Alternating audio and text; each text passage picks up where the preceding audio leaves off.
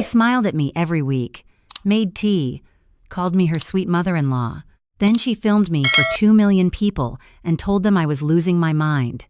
She forged my name. She hired a doctor I had sentenced 15 years ago. She signed a contract to sell my house 11 days after my son's wedding. She thought she was taking everything from a fragile old woman. She had no idea who she was dealing with. I have attended more charity galas than most people attend Sunday church services.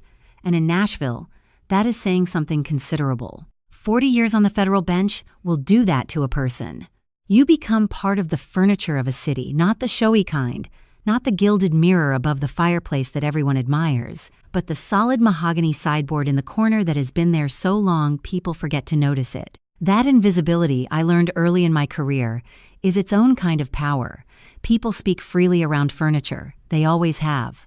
My name is Caroline Whitfield. Most people who know me call me Caro. I am 67 years old, a retired federal judge, a widow of 8 years, and on this particular Friday evening in October, I was standing in the grand entrance hall of Belmont Estate wearing a navy dress that Thomas had always said made me look like I owned the room. He was right, as he often was. I did not own the room, but I knew how to move through it as though I did. The Children's Literacy Foundation had chosen Belmont Estate for their annual autumn gala, and they had chosen well. The estate sat at the edge of Nashville's most storied neighborhood, its limestone facade lit soft gold against an October sky that had turned the particular shade of deep amber that only comes in Tennessee when the season is fully committed to changing. Inside, crystal chandeliers threw warm light across 200 guests in their finest attire, women in silken pearls, men in tuxedos that cost more than most people's monthly rent, waitstaff moving through the crowd with practiced silence, silver trays balanced on white-gloved palms. I had supported the Children's Literacy Foundation for 11 years. I believed in what they did. I also believed in arriving early, finding the quietest corner of a loud room, and watching. For the first hour, I moved through the crowd the way I had always moved through every courthouse, every chamber, every room where important things were being decided. Unhurried, attentive, letting conversations come to me rather than chasing them. I spoke with the Foundation's executive director about their new after-school program in East Nashville. I exchanged pleasantries with a federal appellate judge I had known for 30 years. I accepted a glass of Chardonnay and barely touched it, because I have never trusted my own judgment when it had been softened by wine. By 8 o'clock, the room had grown warm and close in the way of all well-attended parties. Too many bodies, too much perfume, the particular noise of 200 simultaneous conversations blurring into a kind of pleasant roar. I set my barely touched wine on a passing tray and decided I needed air. The stone terrace ran the full length of the estate's western side. It faced a sloping garden that dissolved into shadow at this hour, lit only by small iron lanterns placed along the balustrade. The October air was cool and carried the faint smell of wood smoke from somewhere across the ridge, one of the old estates burning the season's first fire. I stepped outside and stood near the far end of the terrace, away from the French doors, breathing the kind of clean autumn air that reminds you why people have always chosen Tennessee hills to build their lives. I was not alone. 2 men stood perhaps 20 feet from me, near the garden's edge, speaking in the lowered voices of people who believed they were not being overheard. They were not facing me. I did not move. I have spent 4 decades learning how to be very still. I could not see their faces clearly in the low light. One was tall, broad-shouldered, wearing a dark suit. The other was shorter, heavier, with the posture of a man accustomed to sitting at conference tables. They spoke with the easy confidence of people conducting business at a party because they found it more efficient than scheduling meetings. I heard the shorter man say something about a timeline. Then I heard the taller one say 2 words that stopped every other thought in my mind. Whitfield Property. I did not move. The shorter man spoke again, and though the garden breeze occasionally swallowed syllables, the shape of the conversation became unmistakably clear. A window 60 days, he said. The institution had already reviewed and approved. The financial arrangements were confirmed on their end. The remaining variable, the taller man replied, was the procedural piece. Once that was handled, the rest would follow. 60 days is more than enough, the shorter man said. These things move quickly once the paperwork is in order. They spoke for perhaps 3 more minutes. Then the taller man straightened, and both of them moved back toward the French doors with the unhurried ease of men who had just concluded a satisfactory conversation. I stayed where I was until the sound of their footsteps faded into the noise of the party. The garden was quiet. The lanterns burned small and steady along the balustrade. Somewhere across the ridge, someone's fireplace was still sending that faint trace of smoke into the cold October air. I stood there for 1 full minute, doing what I had trained myself to do in every courtroom I had ever presided, oversorting what I had heard from what I had assumed, separating fact from inference, letting the picture assemble itself without forcing it into a shape I preferred. Then I went back inside. I took a fresh glass of champagne from a passing tray. I smiled at the Foundation's development director when she caught my eye across the room. I stayed another 40 minutes, said my goodbyes with the unhurried warmth that people expect from a woman of my age and history in this city, and I walked to my car in the estate's gravel parking circle without appearing to be in any particular hurry at all. The drive home took 22 minutes. The Nashville skyline glittered to my left as I crossed the bridge, and the October darkness pressed soft and close around the car, and I drove the way I always drive, steady hands, measured speed, full attention on the road. By the time I turned onto the long drive leading up to my house, I no longer needed to sort or infer or assemble. I knew exactly what I had heard. I knew exactly what it meant. And I knew, with the particular clarity that only comes from 40 years of reading rooms and the people inside them, that I had very little time. I did not sleep well. That is not unusual for me. I have been a light sleeper since my first year on the bench, when I learned that the mind does not simply switch off because the body has decided it is tired. 40 years of weighing evidence, of turning arguments over in the dark like stones in a riverbed, looking for the side that catches light, will do that to a person. But the sleeplessness that came after I finally turned off the car and walked through my front door the previous evening was a different kind. Not restless, not anxious, focused. By 5:30 Saturday morning, I had made coffee, changed into the old flannel shirt I keep for cool autumn mornings, and carried my cup down the hall to Thomas's study. I still call it Thomas's study. 8 years have passed since I lost him, and I have changed very little in that room. His drafting table still stands against the east wall. The surface cleared, but the angled lamp still positioned exactly as he left it. His bookshelves hold the same ordered mixture of structural engineering texts, Tennessee history, and the occasional biography of someone whose life he admired for reasons he would explain at length if you gave him the opening. His reading chair, a deep-armed leather piece the color of old saddle leather, sits beside the window that looks out over the back garden, the garden he designed himself the spring after we moved into Whitfield House, when he said the land deserved the same attention as the structure standing on it. I sat in that chair with my coffee and looked out at the garden. The back lawn was still in the early morning stillness, the oak trees he had planted along the property line standing thick and settled the way old trees do, as though they had always been there and the house had simply grown up around them. The flower beds had gone quiet for the season, the last of the autumn roses reduced to dry stems and a few stubborn blooms the color of rust. The stone path Thomas had laid himself one summer weekend, insisting on doing it by hand because he wanted to understand how the ground would take the weight ran from the back door to the garden's far edge, each stone fitted with the precision of a man who believed that the way you did small things was the way you did everything. Thomas Whitfield had been a structural engineer for 34 years. He designed bridges, load-bearing systems, the kinds of invisible infrastructure that holds everything else up. Most people who met him at a party thought he was quiet. He was not quiet. He was precise. There is a difference, and it took me a few years into our marriage to understand it fully. Thomas did not speak until he had something worth saying. When he did speak, you paid attention, because the words had been considered from every angle before they left his mouth. He was 59 when the doctors found the illness. He was 61 when we lost him. In the 14 months between those two facts, Thomas did 3 things with the focused deliberateness that characterized everything he had ever done. He put his professional affairs in order. He spent as much time as possible in this house, sitting in this chair, walking that stone path, having breakfast at the kitchen table with the newspaper and his second cup of coffee. And he called a trust attorney. I remember the afternoon he told me about it. We were sitting on the back porch in the late summer heat, and he had a folder on the table between us, the kind of plain manila folder he used for everything that mattered. He explained it the way he explained every structural decision methodically, without drama, covering the load-bearing logic before getting to the final form. The irrevocable trust, he told me, placed Whitfield House permanently outside the reach of creditors, courts, and anyone who might one day have a financial interest in seeing it sold or seized. The house would pass to the Whitfield family line in the manner he specified, with protections he had built layer by careful layer with the attorney. It could not be collateralized. It could not be transferred without specific conditions being met. It was, in the language of the document, structurally sound against almost any challenge. Almost? I had asked. Thomas had looked at me the way he sometimes did, a long, level look that meant he had already thought about the thing I was raising and had made his peace with the limitation. Nothing is unconditional, he said, but I've built in every protection I know how to build. The house stays, Caro. He closed the folder.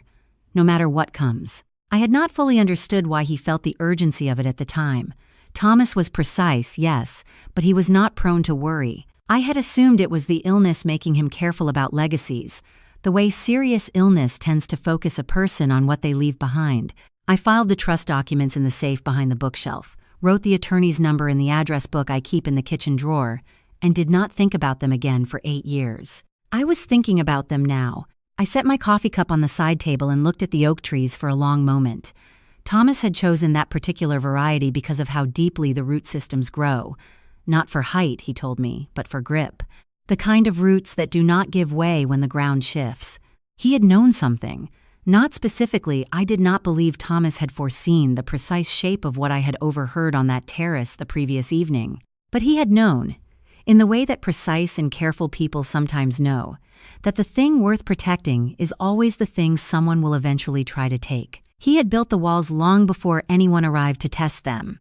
The room was quiet around me. The garden held its Saturday morning stillness.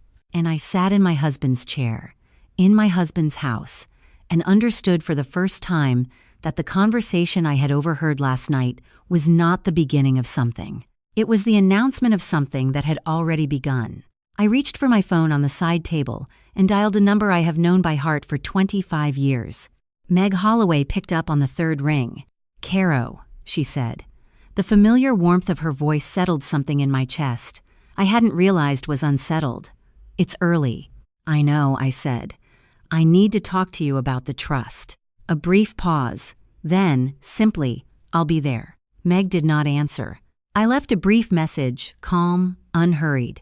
The kind of voice I used in chambers when I needed something done, without alarming anyone, and set my phone face down on the kitchen counter. Then I poured a second cup of coffee, carried it to the table, and opened my laptop. I am not a woman who waits well. I never have been. 40 years on the federal bench taught me many things, and one of the most useful was this. When you are waiting for information to come to you, the productive response is to go find information yourself. Sitting still in the face of a threat has never been my instinct. Sitting still while appearing to sit still that I have considerable experience with. I typed a name into the search bar. Sloan Whitfield. My daughter-in-law had come into our family 3 years ago when she married my son Daniel, and in those 3 years I had formed a careful, measured impression of her. She was 34 years old, sharp in the way that people who have always relied on their own resources tend to be sharp, quick to read a room, quick to adjust, quick to present whatever version of herself the moment seemed to require. She was polished.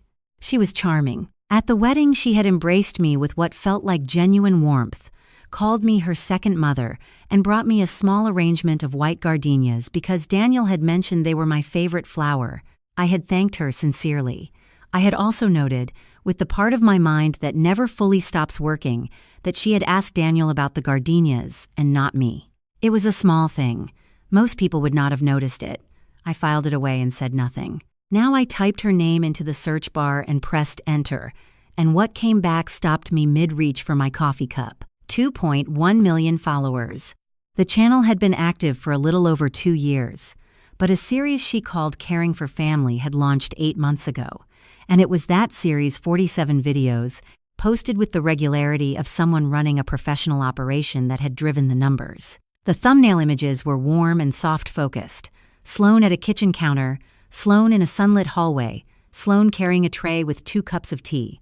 She was always well-dressed, always composed, always photographed in a way that suggested effortless domesticity rather than calculated production. I recognized the kitchen in the first thumbnail immediately. It was mine. I set my coffee cup down with more care than the action required and clicked on the first video. Sloane appeared on screen in my kitchen, my pale yellow kitchen with the farmhouse sink Thomas had insisted on, and the window above it that looks out onto the side garden. She was wearing a cream-colored blouse and speaking directly to her audience in the warm, confiding tone of a woman sharing something personal and true. "Taking care of an aging parent is one of the most beautiful and challenging things you can do," she said.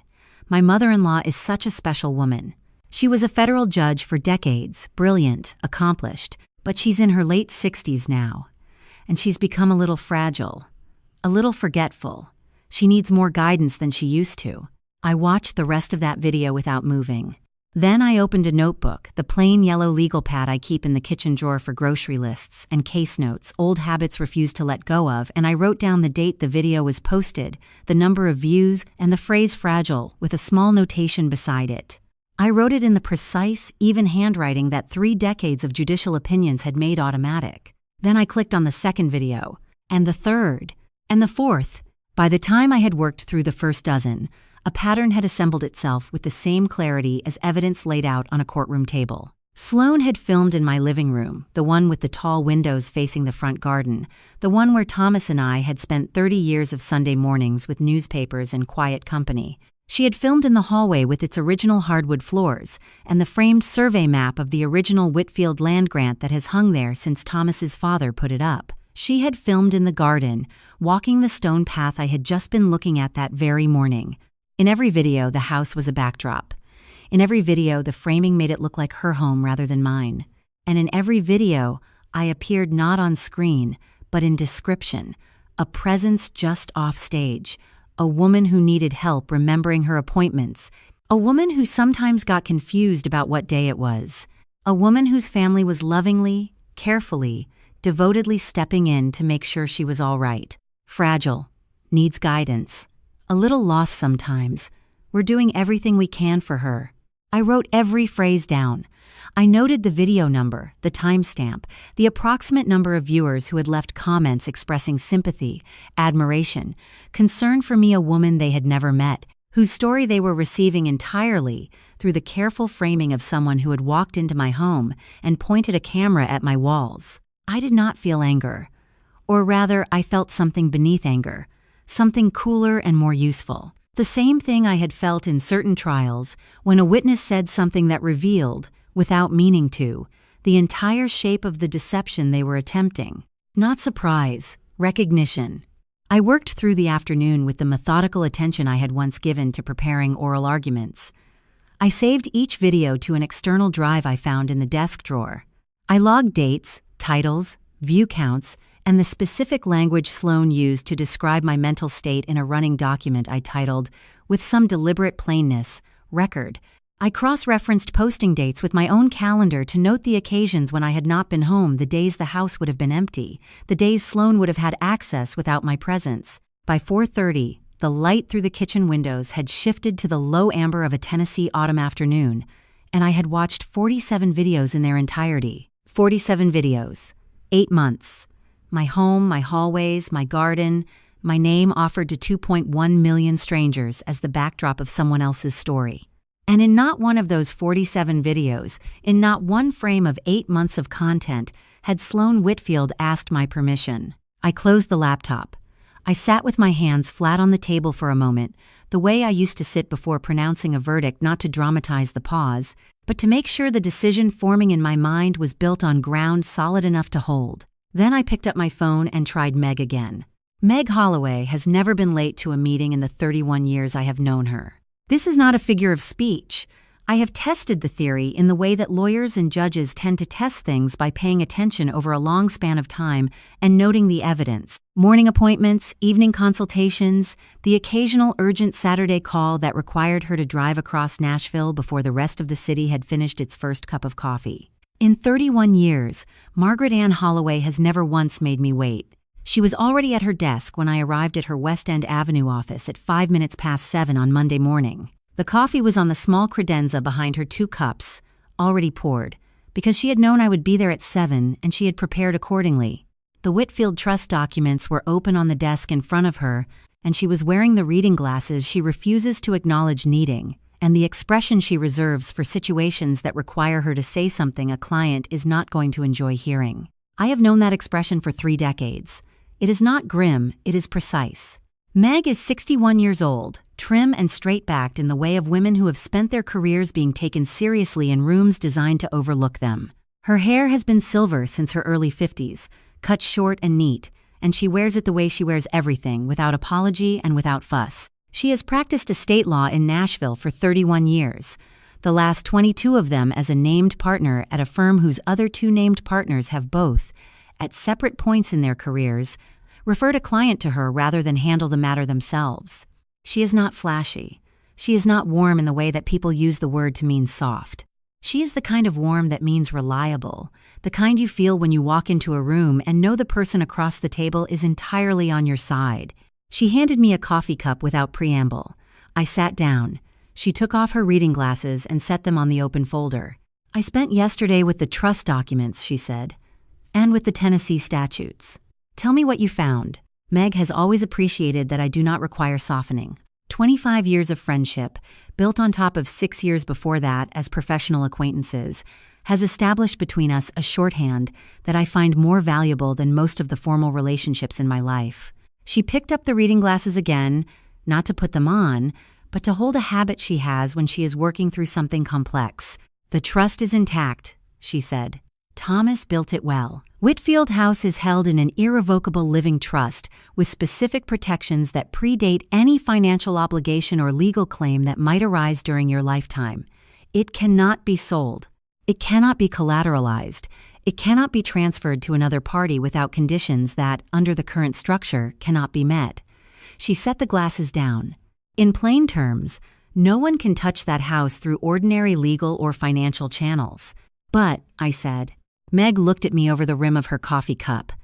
"This is a thing about people who have known you for 30 years. They recognize when you have already arrived at the place they are about to take you." "But," she agreed, "there is a provision in Tennessee probate law and in the laws of most states that allows for what is called a guardianship petition.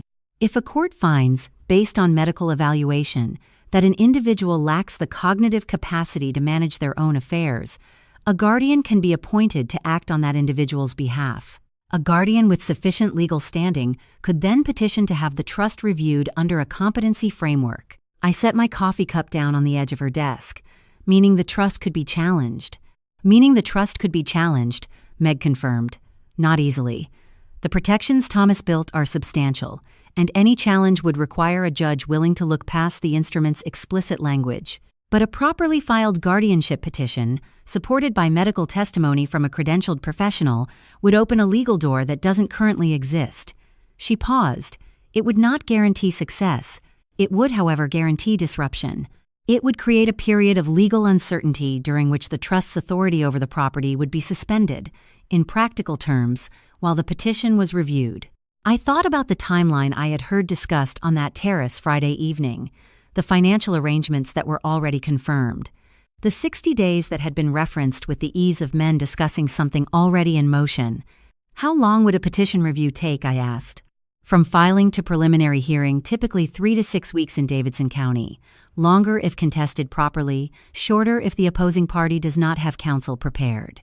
Meg folded her hands on the open folder. "Caro, what exactly did you hear at that gala?"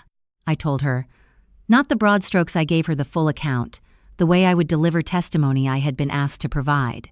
The 2 men on the terrace, the specific language, the timeline, the reference to a financial institution, the confidence with which they had spoken, the ease that comes not from planning something but from believing something is already underway. Meg listened without interrupting, which is one of the things I have always admired about her. When I finished, she was quiet for a moment in the particular way of someone running calculations rather than deciding what to feel.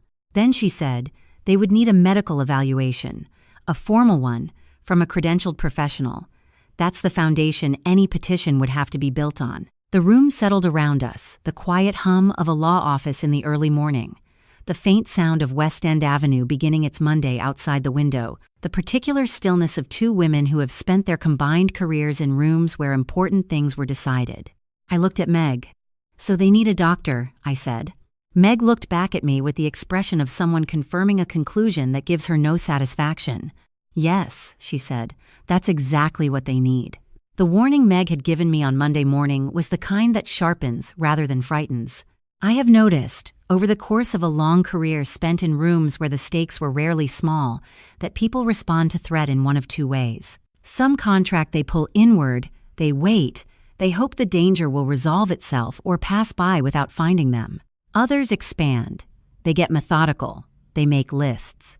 They start from the outermost edge of what they know and work inward, systematically, until the picture is complete enough to act on. I have always been the second kind.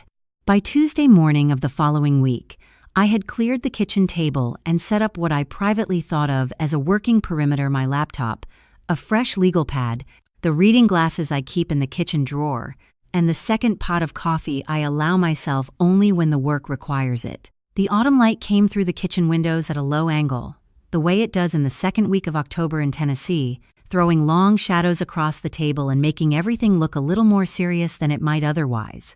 I was looking for doctors. Specifically, I was looking for psychiatrists in the Nashville metropolitan area with documented experience in competency evaluations and guardianship proceedings. This information is not difficult to find for someone who knows where to look. Professional licensing boards maintain public records, court documents in decided cases carry the names of expert witnesses, and the legal directories that attorneys use to locate specialists are, if you know the right access points, available to people outside the profession. 40 years of working within the legal system leaves you with a detailed map of its architecture. I knew which doors opened from which side. I built the list methodically, cross-referencing 3 separate sources. I was not looking for all psychiatrists in Nashville. I was looking for those with a specific professional profile, prior court testimony in guardianship or competency cases, a private practice structure that would allow for independent consultation outside a hospital system, and a presence in the more affluent areas of the city where such referrals tend to originate. The first name on the list I recognized as a colleague of a colleague, a reputable physician with no relevant history. The second I did not know at all. The third name stopped me. Dr. Raymond Holt, private practice, Belle Mead, specializing in forensic psychiatry and cognitive assessment. I sat very still for a moment. Then I got up, walked to the study, and pulled from the bottom drawer of Thomas's filing cabinet the accordion folder where I keep personal records from my years on the bench, not case files. Those belong to the court, but my own notes, the kind a judge keeps for institutional memory. It took me 4 minutes to find what I was looking for. 15 years ago, I had presided over a civil matter in Davidson County that had drawn more attention than such cases typically receive. A family, 3 adult children, and an elderly father of considerable means had come before my court in a dispute over the father's competency. The father had been assessed by an expert witness who testified with professional confidence and a great deal of clinical language that the man was no longer capable of managing his own financial affairs and required a court-appointed guardian. The testimony had been persuasive. It had also been false. The opposing counsel had uncovered, during cross-examination, that the expert witness had conducted an evaluation lasting less than 40 minutes, had not reviewed the patient's prior medical history, and had a prior financial relationship with one of the adult children seeking guardianship, a relationship he had not disclosed. I had listened to 3 days of testimony before making my determination. What I found was a deliberate misrepresentation of professional findings for financial gain, what the law calls fraud upon the court, and what I call something considerably less technical. I had ruled accordingly. As part of the proceedings that followed, I had signed the judicial referral to the State Medical Licensing Board that ultimately resulted in the suspension of the expert witness's license to provide court testimony. The board had gone further and suspended his general medical license for 2 years. The expert witness in that case had been Dr. Raymond Holt. I stood in the study doorway with the folder open in my hands and did the arithmetic. 15 years. A 2-year suspension would have ended 13 years ago. Enough time to rebuild a private practice, to reestablish a presence in the professional directories, To present a credentialed face to anyone who had not been in that courtroom or had not thought to look at the record behind the name. Sloan had not been in that courtroom. Sloan had been 19 years old when I signed that referral, likely in her first year of college, with no reason to know the name of a Nashville psychiatrist whose license had been questioned in a civil proceeding she would never have heard of. Sloan did not know. I thought about that for a moment, the particular geometry of it. She had gone looking for a doctor who specialized in the kind of evaluation she needed. She had found one. She had no way of knowing that the judge who had once determined that doctors' professional credibility was the same woman she was trying to have declared incompetent. There is a word for that kind of coincidence. In my experience, it is not coincidence at all. It is the natural consequence of people making plans in the dark, without the full information that daylight would have given them. I closed the folder. I walked back to the kitchen. I picked up my phone. Meg answered on the second ring, which for her meant she had been waiting. "I know the doctor they hired," I said. There was a pause not long, just the length of a breath being measured before it was released. "Of course you do," Meg said. The doorbell rang at 4 o'clock on a Wednesday afternoon, and I was not expecting anyone. I had spent the morning on the phone with Meg, walking through the implications of what I had found the day before, and the afternoon at the kitchen table with my notes building the kind of organized record that would be useful if this situation became what I suspected it was becoming. I was in the middle of cross-referencing dates when the bell rang, and I went to the front door with the unhurried attention of a woman who has learned that unexpected arrivals are rarely accidents. The girl standing on my front porch was 17 years old, and she looked like someone who had been carrying something heavy for a long time and had finally decided she was close enough to put it down. Her name was Lily Ashford. She was the daughter of Daniel's first cousin on his father's side, Thomas's family, which meant she had grown up with Whitfield House as a fixture of her life the way children do when they visit often enough for a place to become familiar without becoming theirs. I had known her since she was small, had watched her grow into a serious, observant young woman who did well in school, not because she found it easy, but because she found it interesting. She was wearing her school uniform still, which meant she had come here directly from Brentwood Academy, 20 minutes across town. She had a structured canvas backpack over one shoulder and the expression of someone who had rehearsed what they were about to say and was now choosing, at the last moment, to skip the rehearsal and simply say it. "I have something you need to see," she said. I opened the door wider and stepped back. "Then come in." She followed me to the kitchen without needing to be directed. She knew this house well enough to move through it comfortably and set her backpack on the table with a care that told me whatever was inside had been organized in advance. She unzipped it and began laying items out in the methodical sequence of someone who had thought about the order in which they should be presented. First, a manila folder, thick with printed pages. 6 months of emails, she said, between Sloan and a development company called Pinnacle Group. I found the address in a family calendar account she shared with Daniel. She forgot I had access to the same account from when they first got married and set up the family calendar. She set the folder flat on the table. I printed everything. Second, a small digital recorder, the kind sold in office supply stores for note-taking, placed beside the folder. 3 recordings, phone calls, all from the last 2 months. She makes them in the car, usually when she thinks she's alone. I live 2 houses down from their address on the days I stay with my parents. She said this without apology, as a simple statement of geographic fact. Third, a spiral notebook with a blue cover, open to the first page. The handwriting inside was precise and small, the kind developed by someone who takes careful notes in class and means to be able to read them later. "Every time she came to this house, when you weren't here," Lily said. Dates, times, how long she stayed. I started keeping track in April. I looked at the notebook. The first entry was dated the 2nd week of April. The last was 4 days ago. "April," I said. "Something felt wrong," Lily said. "The way she talked about you at family things. The way she asked Daniel questions about the house, not about you, about the house. What it was worth, whether it had been appraised recently, whether you had ever thought about downsizing." She paused. "My mom didn't notice. Daniel didn't notice. Nobody else was looking."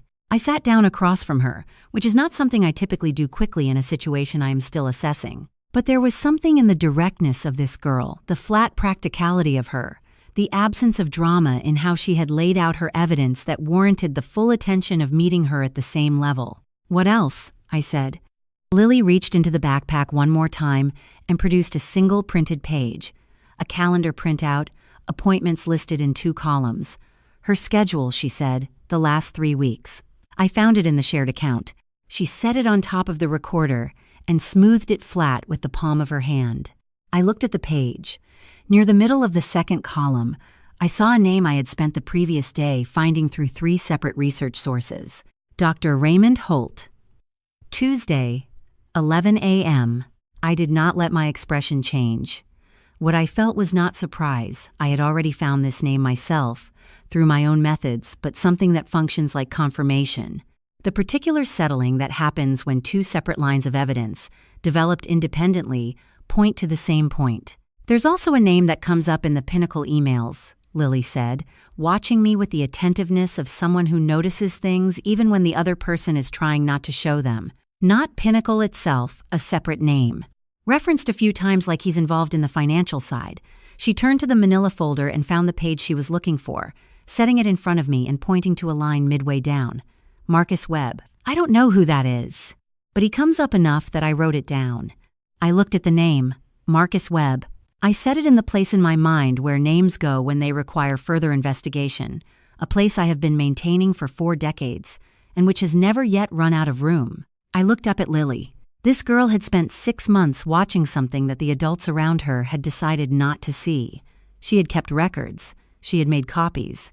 She had walked 20 minutes across Nashville after school on a Wednesday afternoon and laid it all out on my kitchen table without anyone telling her to, without anyone asking her to, because something felt wrong and nobody else was looking. "How long have you been watching?" I asked.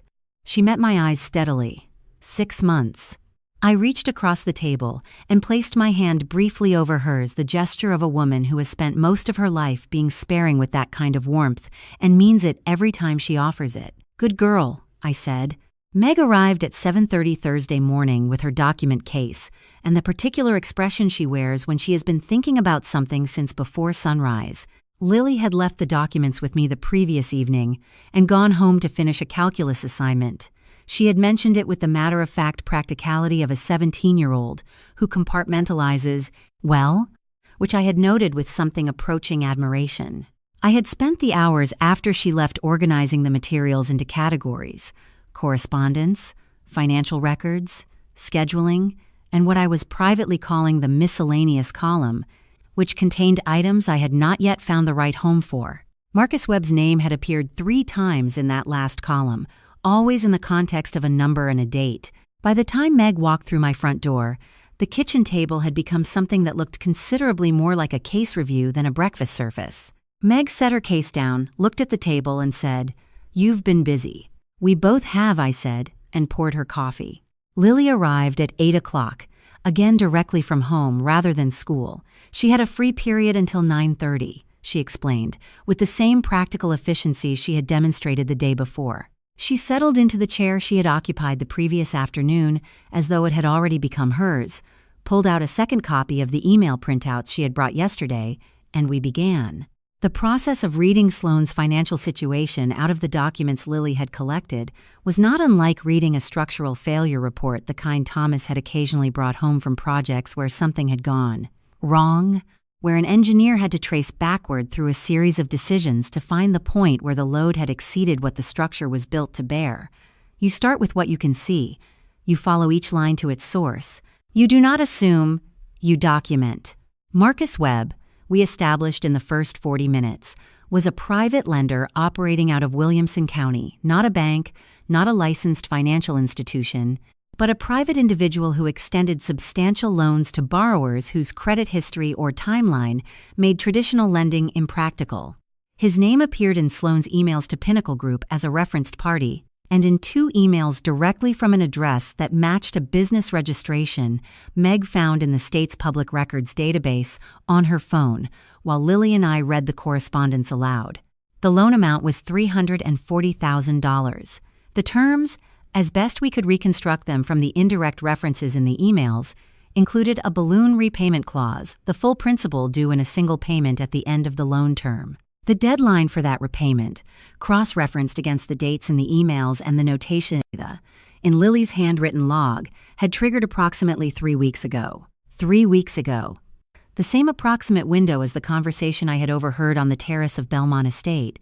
He called it in, Meg said, not looking up from the page she was reading. It would appear so, I said. The Pinnacle Group contract was the second piece, and in some ways the more illuminating one.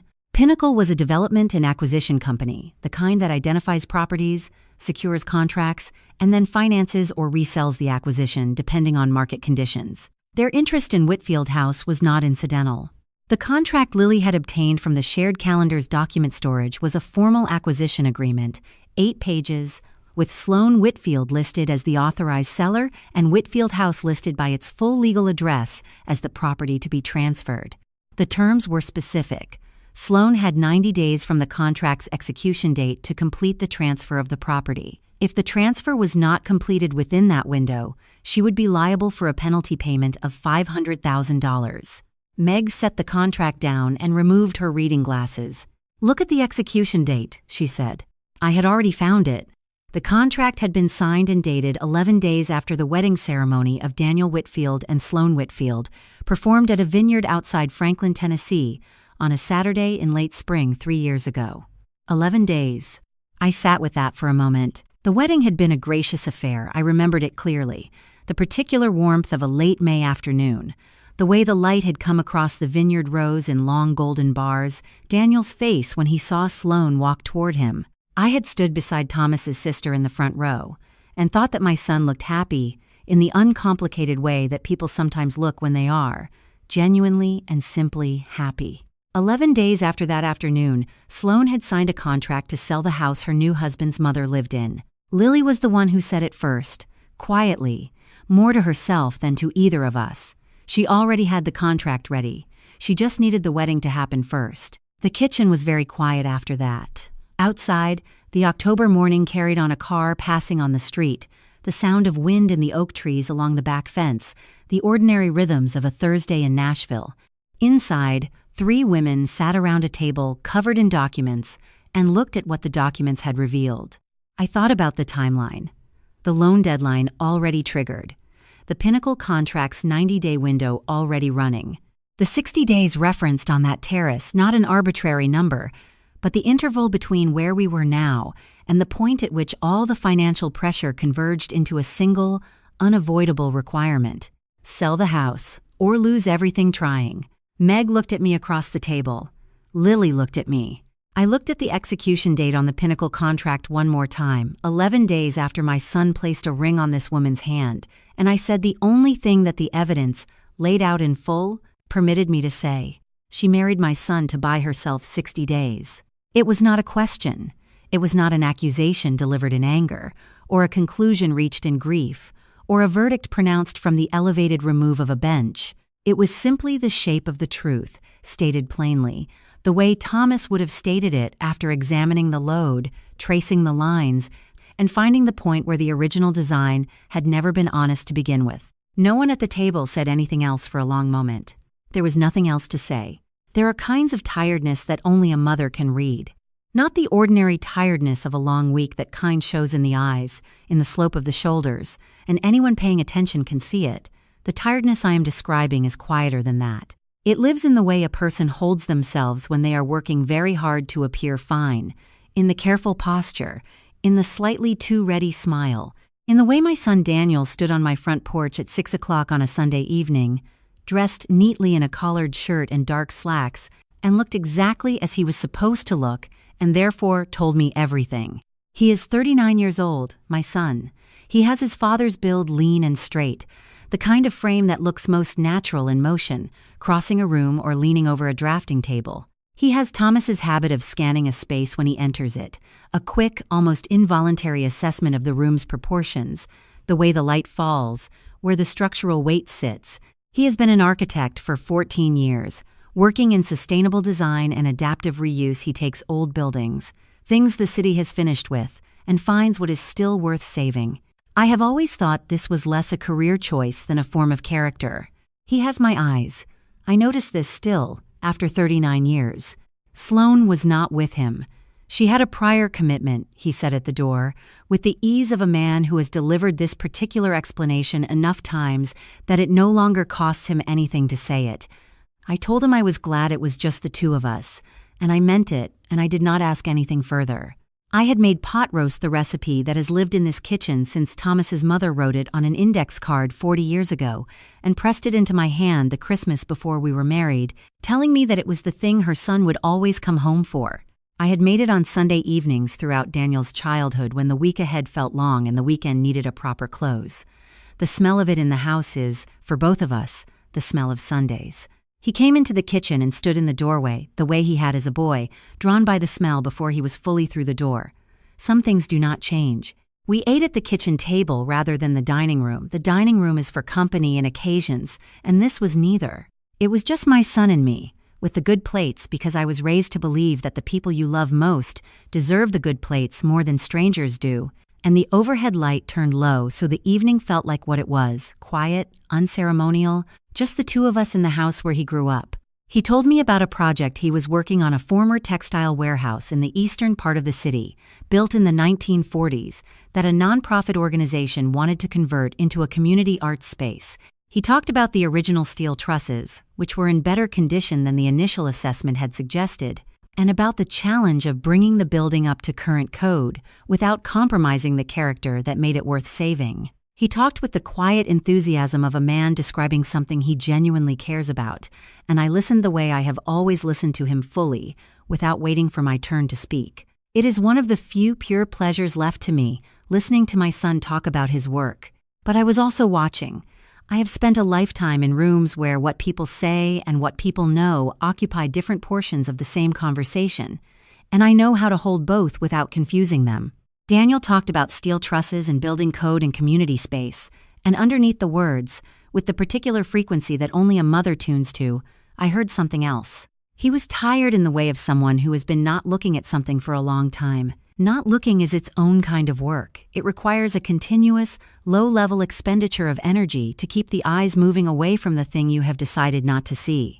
I recognized it because I have seen it in courtrooms, in witnesses who are not lying exactly, but who have made a private decision about how much of the truth they are willing to carry. The decision is not dishonesty. It is a kind of self-preservation. You do not look at the thing that, once looked at directly, will require you to act. I did not name it. I did not point at it. I was not here tonight to take anything from my son. I was here to give him the one evening a week where the wait did not have to be explained or defended.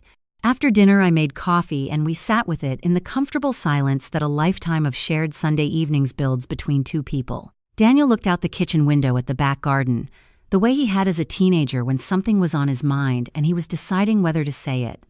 I waited. When he didn't say it, I reached across the table and placed my hand over his, the same gesture I had offered Lily 3 days earlier, though the weight behind it was different. This was 39 years of knowing a person. "Are you happy, Daniel?" I asked.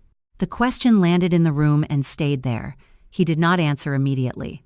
He looked down at the table, at the coffee cup between his hands, at the middle distance that people examine when they are listening to something inside themselves they do not often turn the volume up on. Outside, the October evening had settled into the full dark of a Tennessee Sunday. The house was quiet around us. The kitchen smelled of pot roast and coffee, and the particular warmth of a room that has been lived in for 30 years. My son looked up at me. "I don't know, Mom." 4 words. Quiet, without performance, without the careful assembly of a man who has spent considerable energy deciding what to show the people who love him. Just 4 words, spoken in the voice of someone who has been asked the right question at the right moment and found, to perhaps his own surprise, that the honest answer was the only one that would come. I squeezed his hand once and let it go. I did not push further. I did not need to. In 39 years of knowing my son, I have learned the difference between the things he says to manage a moment and the things he says because they are true. This was the truest thing he had said to me in 2 years. And in that truth and the not knowing, in the willingness to admit the not knowing to the one person who would understand what it cost him, I heard the thing I had most needed to hear tonight. He had not gone so far that he could not find his way back. Not yet, and that was enough. The message arrived on Monday evening while I was reading. "Would you be up for tea tomorrow? I'd love to film a little for the channel. Just something warm and simple. You always look so lovely in the morning light." I read it twice, set the phone down, returned to my book for a few minutes and thought about it with the deliberate patience of someone who has learned that the first response is rarely the most useful one. Then I picked up the phone and typed, "That sounds lovely. Come at 10. I went back to my book. She arrived at 9:55 with a camera on a small tripod and a ring light she assembled in my living room with the practiced efficiency of someone who has done it several hundred times. She was dressed in soft colors, a dusty rose blouse, cream trousers, and she moved through the setup with a cheerful purposefulness that reads well on camera and is, in person, slightly exhausting to be near. I had dressed in a pale blue cardigan and made the tea before she arrived, a proper pot, loose leaf, filling the kitchen with the smell of something genuine. I set it on the low table in the sitting room the way my mother had, because some habits are worth keeping regardless of the audience. Sloane positioned me in the armchair near the window, the one that catches the best light in the morning, she explained, with the easy authority of someone accustomed to arranging other people's spaces for her own purposes. I sat where she indicated. I folded my hands. I waited. "Perfect," she said, looking at me through the camera. "You're a natural." I smiled at her. It was a genuine smile in the technical sense. It reached my eyes, softened my expression, was indistinguishable from the real thing. A courtroom is excellent training for that particular skill. The filming ran for 40 minutes. Sloane was good at it. She had the gift of making a structured performance feel spontaneous, steering conversation toward her intended points while appearing to follow wherever it naturally led. She asked about my life, about retirement, about what I enjoyed now that the busy years were behind me. She poured my tea and handed me the cup with the attentiveness of a devoted daughter-in-law, speaking to her unseen audience in the warm, intimate tone of someone sharing something private and true. She called me her sweet mother-in-law. Twice. I sipped my tea. I answered her questions with the unhurried warmth of a woman who has nothing to hide and nothing to protect. I did not say anything untrue. I did not say anything useful to anyone other than Sloane's intended narrative. But I was listening to the architecture of the conversation, not the words, but where it was being steered, what it was trying to build. Careful people, in my experience, are never quite careful enough when they believe the person across from them is not paying attention. In the 23rd minute, while describing plans for the coming months in the vague and optimistic language of someone gesturing at a future they believe is already arranged, she used the name Pinnacle Group. It came out embedded in a longer sentence, spoken at normal pace, presumably because she had rehearsed the surrounding language often enough that the name no longer registered to her as significant. To me, it registered with absolute clarity.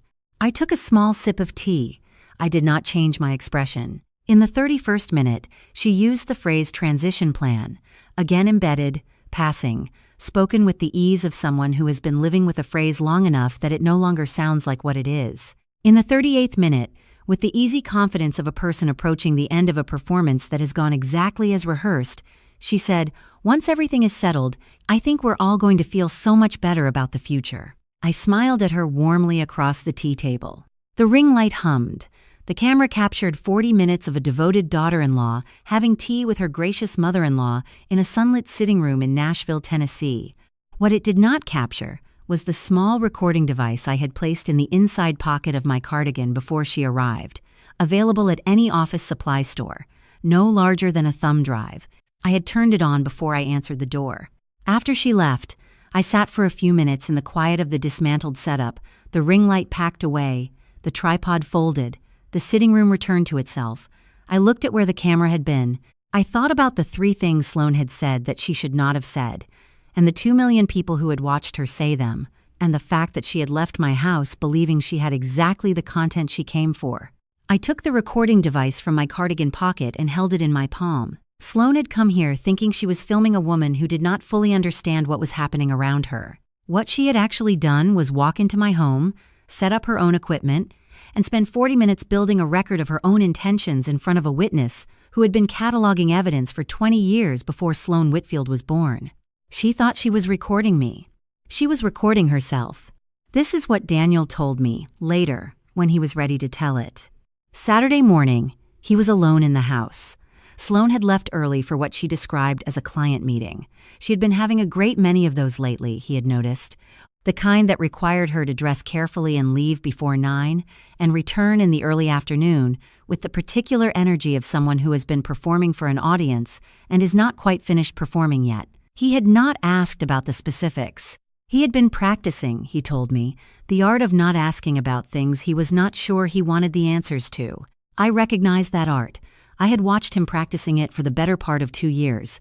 He had been working at the kitchen table on the community arts project, the Steel Truss Warehouse in East Nashville, that he had told me about over dinner the previous week, when he remembered the homeowner's insurance renewal notice that Sloan had mentioned needing to locate. Their policy was up for review at the end of the month. She had asked him to find the most recent declaration page if he had a chance. He went to the small desk in the corner of the room Sloan used as a home office. It was a tidy space. She kept it organized with the precision of someone who understood that the appearance of order projects a particular kind of confidence. He checked the top drawer first, then the second. The insurance documents were not there. Her laptop was open on the desk, the screen still lit. He was not looking for anything other than the insurance file. He told me that twice, not defensively, but with the careful specificity of a man who wanted the sequence of events to be exact. He almost closed the screen to check the drawer beneath it. Instead, his eye caught a folder name on the open desktop, WH Project Timeline. He told me he stood there for a moment without touching anything. WH, the initials that had stood his entire life for Whitfield House, the house where he had grown up, the house where I still lived, the house that Thomas had built a legal structure around with the same deliberate care he had brought to every load-bearing decision of his professional life. Daniel sat down in Sloan's chair and opened the folder. There were 7 documents inside. He opened them in the order they appeared, which happened to be the order in which the plan had apparently been assembled. The first was the Pinnacle Group acquisition contract, the same document Lily had brought to my kitchen table the previous week, though Daniel did not know that yet. He recognized Sloan's signature on He recognized the address listed as the property to be transferred. He read the execution date, and then read it again, because the number of days between that date and his wedding day was small enough that it required confirming. The 2nd through 5th documents were emails printed and saved as files, the kind of record a careful person keeps when they want documentation of a verbal arrangement. They were addressed to and from a private account, and they concerned scheduling. Specifically, they concerned the scheduling of an in-home cognitive assessment to be conducted by a psychiatrist whose name Daniel did not recognize. I would have recognized it immediately. The 6th document was a timeline, 90 days, divided into 3 phases and labeled with the clinical neatness of a project management chart. Phase 1, preparation. Phase 2, filing. Phase 3, occupying the final column on the right side of the page, was labeled simply, projected closing date. Daniel told me he read through the entire folder twice, not quickly, carefully, the way his father had read structural reports, going back over sections that required confirming before moving to the next. When he finished the Israelin in second pass, he closed each document and closed the folder and left the desktop exactly as he had found it. Then he stood up. He said the feeling was not what he might have expected, not the sharp flare of something sudden. It was quieter than that, the particular sensation of a thing you have been half knowing for a long time, finally stepping fully into the light, not a surprise. A confirmation of the shape of something he had been walking around without looking at directly, the way you sometimes navigate a dark room by the outline of the furniture rather than switching on the lamp. He had been not looking for 2 years. The folder had turned on the lamp. He went back to the kitchen. He put his architectural drawings in his bag.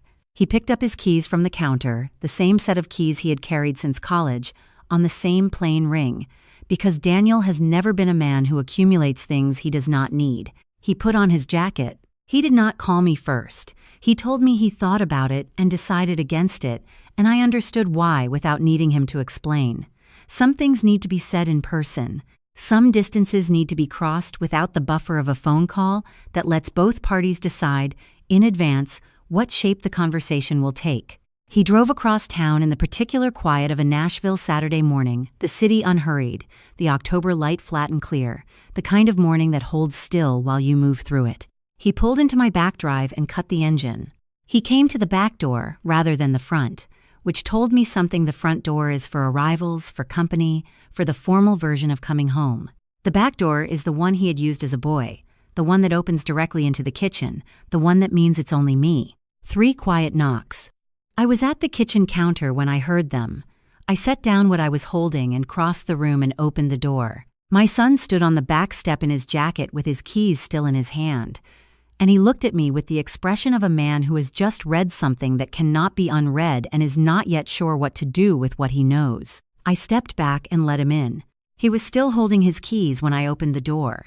I noticed that first the way a person notices the small details that tell them everything about the state of someone they have known for 39 years. He had driven across town, parked, walked to my back step, and knocked, and he had not thought to put his keys in his pocket. That is the kind of detail that tells you a person's mind has been elsewhere since before they got in the car. I stepped back. He came inside. He set his keys on the counter finally, and then set the laptop beside them, and he stood in my kitchen in his jacket, with the particular stillness of a man who has been moving on momentum and has just run out of it. The kitchen was warm. The late afternoon had turned the light coming through the windows to the low amber of an October evening in Tennessee, and the room held the quiet of a house where someone has been alone with their thoughts for several hours. I put the kettle on, not because either of us necessarily needed coffee, but because the ritual of making it gives 2 people something to do with their hands while they find the shape of a conversation neither of them has had before. Daniel took off his jacket and laid it over the back of a chair. He sat down at the kitchen table. He opened the laptop and turned it to face me, and he opened the folder, and he did not say anything yet, just looked at me with the expression of a man presenting evidence and waiting to see how it lands. I looked at the screen. I looked at him. I did not say anything either. After a moment, he said quietly, "You already knew."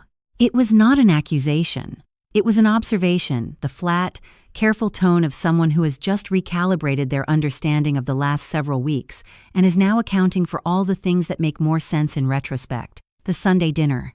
The questions I had not asked.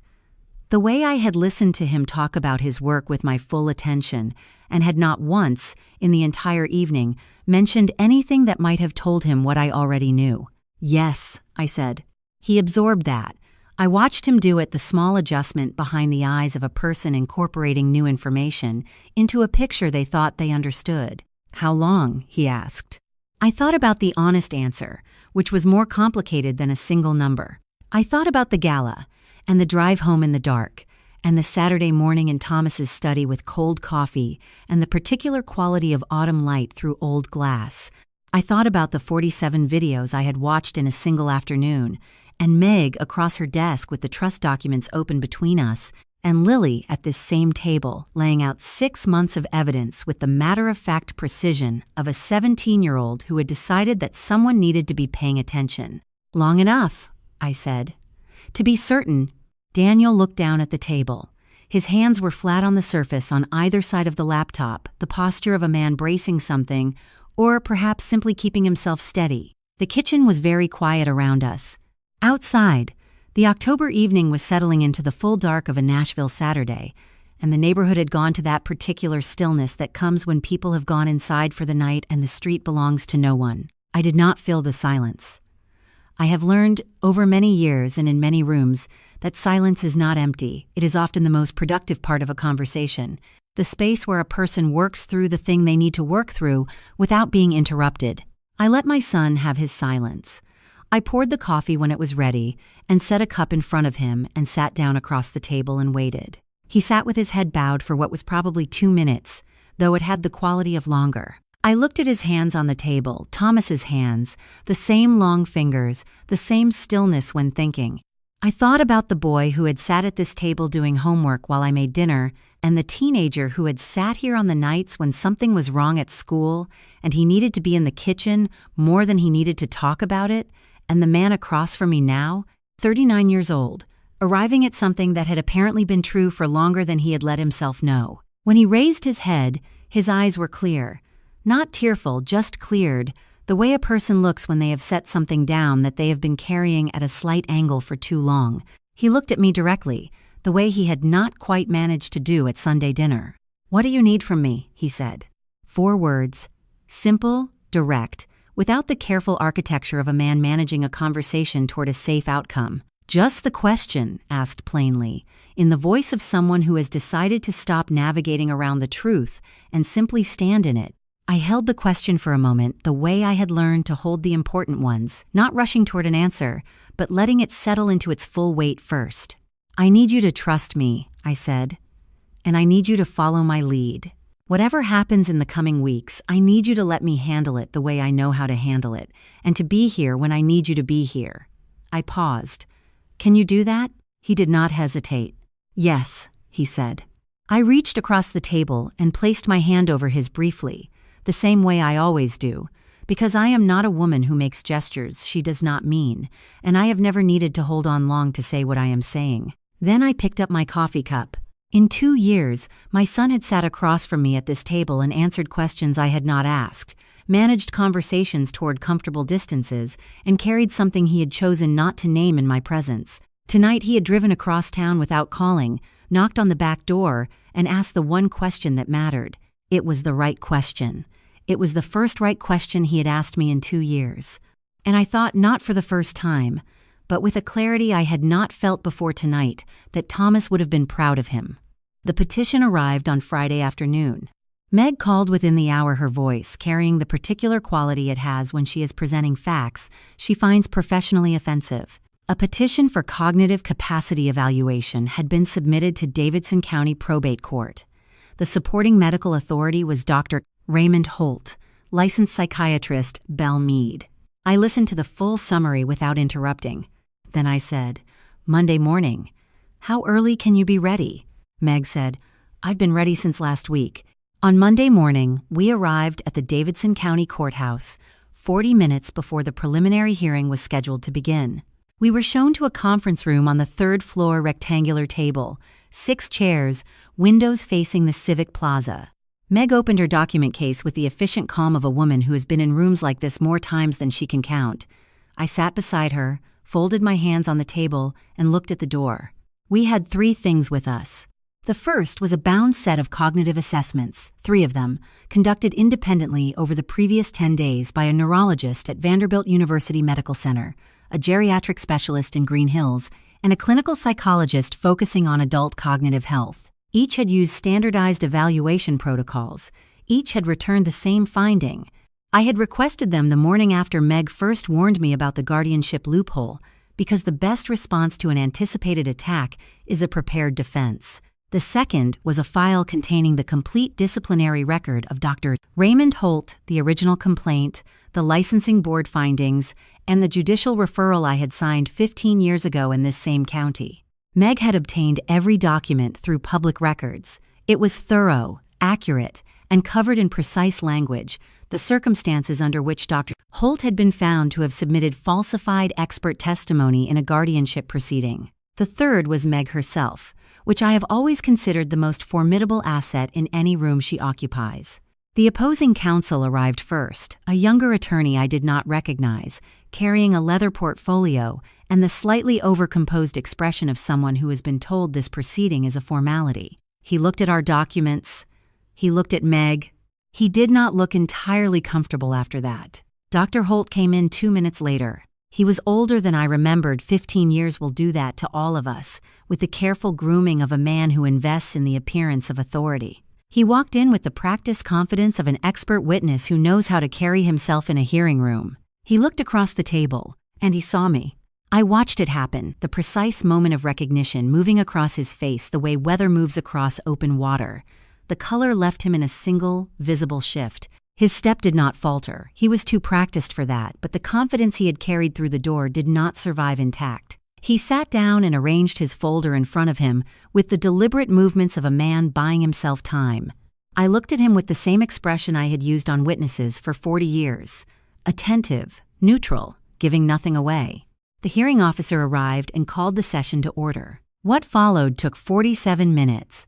Meg presented the 3 independent assessments first, walking through each finding with the precise economy of 31 years of practice. The evaluations were consistent, thorough, and conducted by physicians with no connection to any party in the proceeding.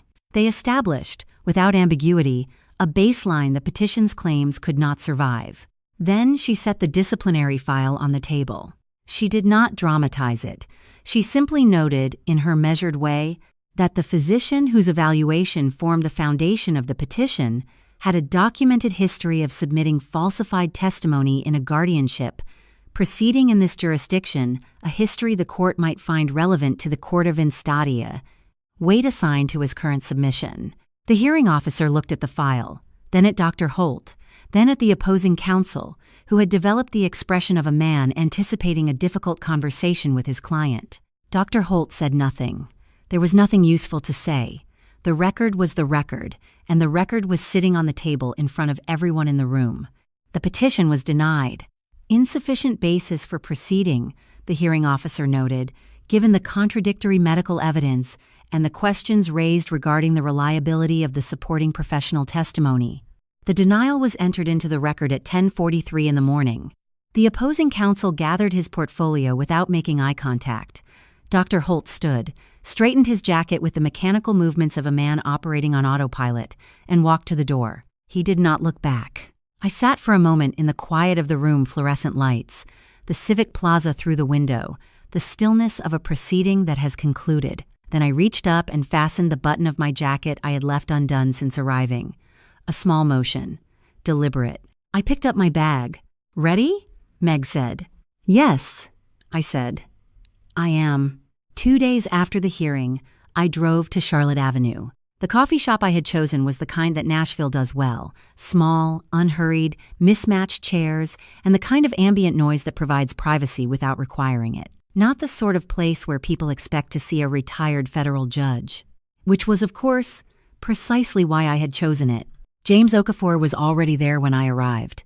He had taken a corner table facing the door, the seat selection of a man trained to see who enters a room before they see him. He stood when I approached, which I noted, and offered his hand with the directness of someone who does not waste the opening moments of a conversation on performance. He was in his mid-40s, lean and composed, with the particular quality of stillness that belongs to people who have spent years listening to other people's worst stories and have learned to receive them without flinching. He had been an investigative journalist with a Nashville television station for 18 years.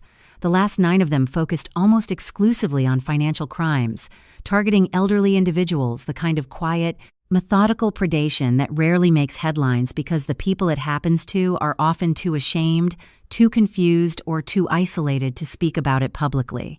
He had broken 3 significant cases in the past 2 years alone. I had been reading his work since March. Since March, when Sloan posted the 3rd video in her series, and I understood, with the clarity that comes from 4 decades of reading intent, that what was happening in my home was not careless. It was constructed. I had contacted James the following week. This is the part of the story I had not told Meg in full, not because I did not trust her, but because a plan shared too early becomes a plan with too many variables. I had reached out to James 8 months ago with a brief, specific proposition. I believed I was the subject of a coordinated financial scheme. I was documenting it methodically, and when the documentation was complete, I wanted someone capable of turning it into something the public could see and understand. I was not asking for help. I was offering a story. He had agreed to wait. And he had waited with the professional patience of a man who understands that a well-built case is worth the time it takes to build. Monday's hearing had been the last piece. I set my bag on the table and took out what I had brought. 5 items, placed in the order I intended to walk through them. First, a small drive containing 47 video files, 8 months of content from Sloan's channel, saved the afternoon I first watched them, showing my home, my rooms, my garden, and a version of me assembled entirely from her narration. Second, a printed transcript of the audio recordings Lily had made 3 separate calls, each documenting Sloan's communications with parties connected to the acquisition plan. Third, the Pinnacle Group contract, execution date visible, property address clear, Sloan's signature on the final page. Fourth, the disciplinary file on Dr. Raymond Holt, the same file Meg had placed on the conference room table 2 days earlier, now in James's hands. Fifth, a 2-page financial summary I had prepared myself, tracing the connections between Marcus Webb's loan, the Pinnacle contract deadline, and the timing of the guardianship petition, the full shape of the plan, rendered in the plain language of someone who has written judicial opinions for 4 decades and knows how to make a complex thing legible. James looked at each item as I placed it. He did not ask questions.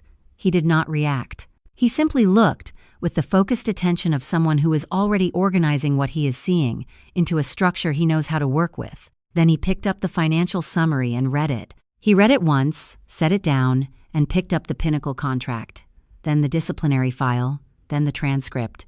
He went back to the financial summary for a second pass. He set everything down in a neat row and looked at the small drive for a moment without picking it up. 15 minutes passed. The coffee shop moved around us, orders called, chairs scraped, the ordinary sounds of a Wednesday morning in West Nashville, and James Okafor read through 8 months of documentation in complete silence. I drank my coffee and let him work.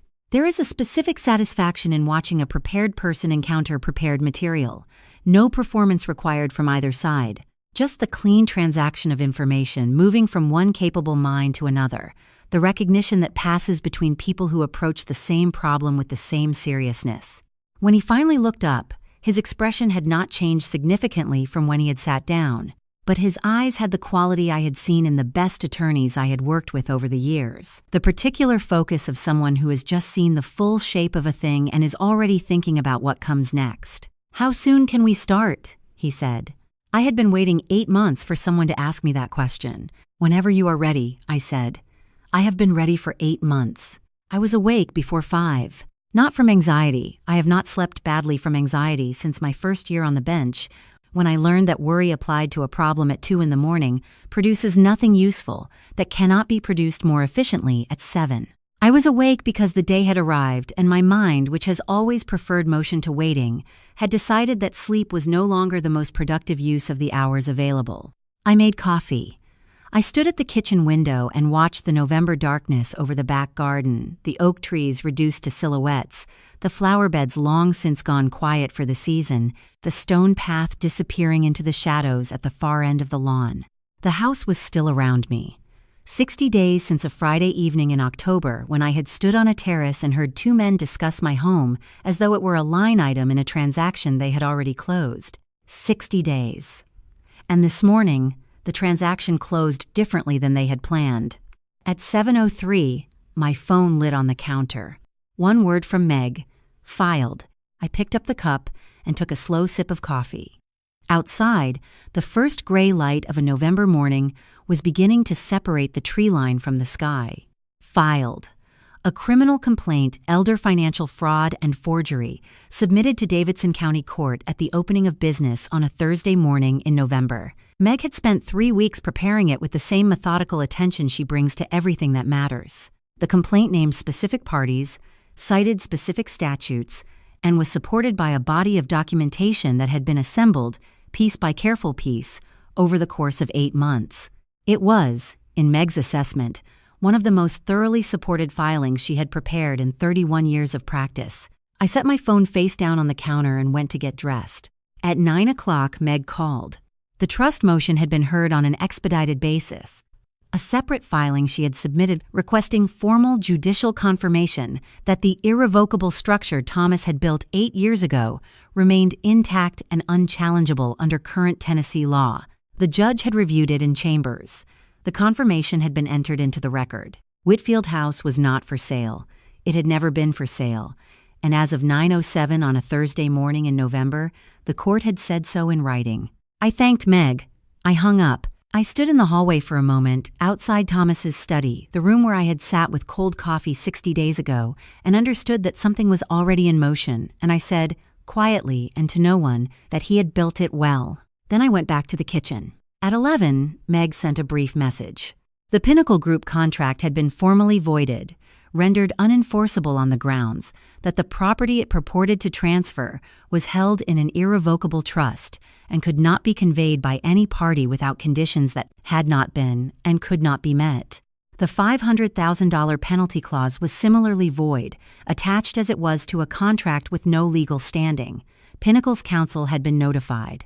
I thought briefly of Marcus Webb and his $340,000 balloon payment, now due with no property sale on the horizon to cover it. Some problems, I have found, resolve themselves once the structure supporting them is removed. I made a second cup of coffee, the second pot I allow myself only when the work requires it, and sat at the kitchen table with it, and did something I had not done in 60 days. Nothing, for a little while. Just the kitchen, and the late morning light, and the particular quiet of a house that has just been confirmed as exactly what it has always been. At 2 o'clock, Meg confirmed that both envelopes had been dispatched. The first had gone to the office of Sloane's attorney of record, a formal delivery, logged and signed for, containing the criminal complaint filing and the associated documentation. The second had gone to Dr. Raymond Holt at his Belmead practice, address a separate communication, specific to his role in the proceedings, carrying its own set of implications for his already compromised professional standing. 2 envelopes. Delivered on a Thursday afternoon in November, 60 days after a conversation I was never supposed to hear. I picked up my phone and opened my messages and typed 4 words to Lily Ashford, who was presumably sitting in an afternoon class at Brentwood Academy, working on something that had nothing to do with any of this. It's done. Her reply came back in under 2 minutes. 3 words. I knew it would. I set the phone down and looked out the kitchen window at the back garden in the thin November light. At 3 o'clock, according to what Meg told me later, Sloane Whitfield received her envelope. She had been at her attorney's office when it arrived present, in person, which was either coincidence or the instinct of someone who had been waiting for something and wanted to receive it somewhere that felt safer than home. Her attorney had handed it to her across the desk. She had opened it herself. Meg did not describe what happened after that in any detail, because there was nothing Meg could have known directly. What she told me was simply this, that Sloane had sat in her attorney's office for a long time after reading it, and that when her attorney's assistant had looked in from the doorway later, she was still sitting there. I thought about that, a woman in an office, holding a document, at the beginning of understanding what the document meant. I had spent 60 days building walls she couldn't see, and now she had walked into all of them at once. Meg called at 6:15. I was in the sitting room with a book. I had not been reading the kind of evening where the familiar weight of a book in your hands is more useful than whatever is on the page. The November dark had settled fully outside, and the house had the particular quiet of a place where the significant things have already happened, and what remains is simply the hours after. I answered on the first ring. Her attorney called me this afternoon, Meg said, without preamble. She has a way of beginning difficult conversations from the middle, skipping the approach in favor of the substance, which I have always appreciated. Apparently she read the envelope in the parking structure. Alone. She didn't go back inside. I set the book on the side table. Meg had spoken with opposing counsel that afternoon, a professional courtesy call, the kind that happens between experienced attorneys when both parties understand that a situation has reached a point of resolution and what remains is procedural. In the course of that conversation, certain things had been conveyed. Meg was conveying them to me now. This is what Sloane had read. The first document was the trust instrument itself, not a summary, not a legal brief describing it, but Thomas's original irrevocable living trust, executed 8 years ago, with every protective clause intact and a formal judicial confirmation attached, stating that the instrument had been reviewed and affirmed as unchallengeable under current Tennessee law. Whatever plan had been built around the assumption that Whitfield House could be taken legally, medically, financially, had been built on a foundation that did not exist. The house could not be sold. It could not be seized. It had never been available. And the court had now said so in language that left no room for interpretation. The second document was the voided Pinnacle Group contract, the acquisition agreement she had signed 11 days after her wedding, now rendered formally unenforceable, with the penalty clause nullified alongside it. The $500,000 she had stood to owe if the transfer failed was no longer a liability because the contract itself had ceased to exist. What remained, however, was the loan from Marcus Webb, $340,000, now past its repayment deadline, with no property sale to cover it and no legal instrument protecting her from the demand. The third item was a disclosure statement from Dr. Raymond Holt. This was the piece I had not known was coming, or rather, had suspected but had not confirmed. At some point in the days following the Monday hearing, Dr. Holt had made a calculation that people in his position tend eventually to make, that the cost of continued silence exceeds the cost of speaking. He had contacted the court through his own counsel and provided a full account of his engagement, who had approached him, what he had been asked to evaluate, and what the intended outcome of the evaluation had been. He had done this, Meg noted with the dry precision of someone who finds the timing instructive, in exchange for consideration in the matter of his professional conduct. The disclosure was complete. It named names. It described a plan. The fourth was the evidentiary record, a catalog of 47 video files, 3 audio recordings, the acquisition contract, the financial correspondence, and the appointment documentation. 8 months of material, assembled by 3 separate people working from 3 separate vantage points, all of it preserved in a form admissible as evidence. The videos Sloan had posted to her audience of 2 million people, the warm, carefully lit series about caring for an aging family member, were now part of a criminal case file. The audience she had built was not a shield. It was a witness list. The 5th document was a single page, a name, an address, a phone number, and a brief notation identifying the individual as a Nashville criminal defense attorney with relevant experience. The kind of information included, not as a courtesy, but as a statement. Here is what you need now. Here is how far this has gone. Here is the call you should make before you make any other. Meg told me all of this in the measured, sequential way. She tells me things that she wants me to understand completely rather than partially. When she finished, there was a moment of quiet between us, the kind that settles over a conversation when both people have arrived at the same place and neither needs to say so aloud. Then she said, "She sat in that car for 45 minutes. She didn't make a single call." I looked across the sitting room at the window, the November dark, the faint reflection of the lamp on the glass, the outline of the oak trees just visible at the edge of the light. 45 minutes. No calls, no messages. No comments posted for 2 million people who had spent 8 months receiving her version of this story. Sloan Whitfield, who had built a following on the strength of her voice and her ability to shape a narrative, sitting alone in a parked car in the dark, holding a document that told a different story entirely, one she had not written and could not edit. I thought about what that silence must have felt like, for a woman who had spent 8 months talking. I did not feel triumph. I want to be precise about that, because it would be easy to mistake what I felt for something it was not. What I felt was the particular quiet of a thing concluded the same quality of stillness I had felt in certain courtrooms after a verdict had been delivered and the room had absorbed it and the next thing had not yet begun. Not satisfaction, exactly. More like the absence of tension. The way a load-bearing structure feels when the weight it was built to carry has finally been placed and held. Thomas had built the walls. I had made sure she walked into them.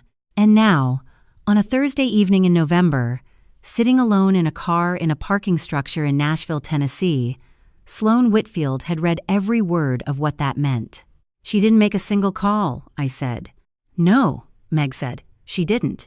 3 weeks is not a long time. It is long enough, however, for a criminal complaint to work its way through the initial stages of the legal process, for an attorney to begin building a defense against charges with substantial documentation behind them, and for a journalist who has been sitting on 8 months of material to finish the work of turning it into something the public can see. James Okafor's documentary aired on a Tuesday evening in early December at 9 o'clock on the Nashville station where he had worked for 18 years. The title he had chosen was simple and precise, the way the best titles are, "The House She Couldn't Sell." I watched it on the sofa in the sitting room with Lily Ashford, who had arrived at 6:30 with a bag of popcorn and the expression of someone who has been waiting for this particular Tuesday for longer than they would like to admit. She was still in her school clothes. She had come directly from Brentwood, again, because apparently that was simply how Lily operated, and she settled into the corner of the sofa with the easy comfort of a young woman who has spent enough evenings in this house that it no longer requires any adjustment. I had made tea. She had brought popcorn. We had negotiated the terms of the evening without discussing them, the way people do when they have arrived at the kind of understanding that does not need to be explained. The documentary ran 52 minutes. James had built it the way he builds everything from the outside in, starting with the broad pattern before narrowing to the specific case. The first 15 minutes established context, the scope of financial schemes targeting elderly homeowners across Tennessee, the particular vulnerability of individuals with significant property assets and reduced social networks, the gap between how these cases are prosecuted and how often they occur. He interviewed 2 attorneys, a social worker, and a retired law enforcement officer. He did not name anyone connected to my situation in those first 15 minutes. Then he did. He had not used my name, we had discussed this, and I had agreed with his reasoning that the story was more useful as a pattern than as a portrait. But the house was visible. The documents were visible, redacted in the legally required places, and fully legible everywhere else. The videos, 47 of them, clips selected with the editorial judgment of a man who understood exactly what each frame was doing, appeared on screen in sequence, and the narration that had once described me as fragile and in need of guidance now appeared as what it had always been, a script written in advance for an audience that had been given only one side of the story. Lily ate her popcorn and watched without speaking. I drank my tea and watched the same way. It is a particular experience watching 8 months of your life arranged into 52 minutes by someone else's careful hand.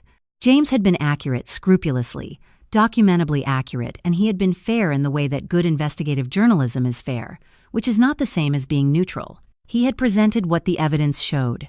What the evidence showed was not a matter of interpretation. By Wednesday morning, the calls had begun. Meg reached me at 7:30 with the first report. The follower count on Sloan's channel had dropped by 600,000 overnight. By noon, it had passed 1 million. By Thursday evening, when the final tally stabilized, 1.3 million people had quietly removed themselves from an audience they had joined under different assumptions. 4 of her primary sponsors had issued formal statements by Wednesday afternoon, carefully worded, each one citing a review of their brand partnerships in light of recent developments. The channel's monetization had been suspended pending the platform's own review process. Marcus Webb moved faster than anyone. By Wednesday morning, less than 12 hours after the documentary aired, his attorney had filed a formal demand for repayment of the $340,000 loan, with interest calculated from the date the balloon payment had first come due. There was no property sale coming. There was no settlement being arranged. There was only a debt, a deadline already passed, and a creditor who had watched a 52-minute documentary and made his own calculations about how long to wait. Daniel called me on Wednesday afternoon. His voice was calm, the particular calm of someone who has made a decision they have been approaching for a long time and has finally arrived at it without drama or announcement. He told me he had filed that morning, not through her attorney, not through a mediator, not through any of the intermediary arrangements that people use when they are hoping to make something difficult feel less final. Directly. He had walked into the courthouse, the same Davidson County courthouse where Meg had stood with a document case 40 minutes before a Monday morning hearing, and he had filed. He did not say much else. He asked how I was. I told him I was well. He said he would come for dinner on Sunday. "I'll make the pot roast," I said. A pause. Then, quietly, "Yeah, that would be good." I hung up and sat with the phone in my lap for a moment, thinking about my son, 39 years old, standing in a courthouse on a December morning, setting down something he had been carrying at the wrong angle for too long. I thought about the Sunday dinner 3 weeks ago and the question I had asked and the 4 words he had given me in return. I thought about how long it sometimes takes a person to find their way back to themselves, and how the finding, when it finally happens, tends to be quieter than you expect. That evening, Lily texted to ask how I was holding up. I told her I was fine, genuinely fine, the kind that does not require qualification. She sent back a single word, "Good." That night I turned off the sitting room lamp and walked through the quiet house and stood for a moment in the doorway of Thomas's study, the way I sometimes do when the day has been significant and the house feels like it is holding the weight of it. The oak trees were dark shapes against the December sky. The stone path was lost in shadow. The next morning, Lily came by after school. She dropped onto the sofa, pulled her knees up, and looked at me with the directness she has had since the first afternoon. She appeared at my front door with a backpack and 6 months of evidence she had collected because something felt wrong and nobody else was looking. "Is it over?" she asked. I picked up the remote and turned off the television, which had been on for background noise and showing nothing in particular. "The part that needed to be," I said. "Yes." The dogwoods came back, as they always do. That is the thing about Tennessee Springs. They do not ask permission, and they do not arrive gradually. One week the trees are bare and the mornings still carry the last cold of winter, and then something shifts in the air, and almost overnight the dogwoods are in full bloom along every road and driveway in Nashville, white and pale pink against the new green. The kind of color that makes the whole city look like it has been rinsed clean and hung out in the light to dry. The drive leading up to Whitfield House was lined with 4 dogwood trees that Thomas had planted the spring after we moved in. He had chosen the placement with the same deliberateness he brought to every structural decision spaced for how they would look at maturity, not at planting, because Thomas always thought in terms of what a thing would become rather than what it currently was. This April morning, 31 years after he put them in the ground, they were exactly what he had imagined.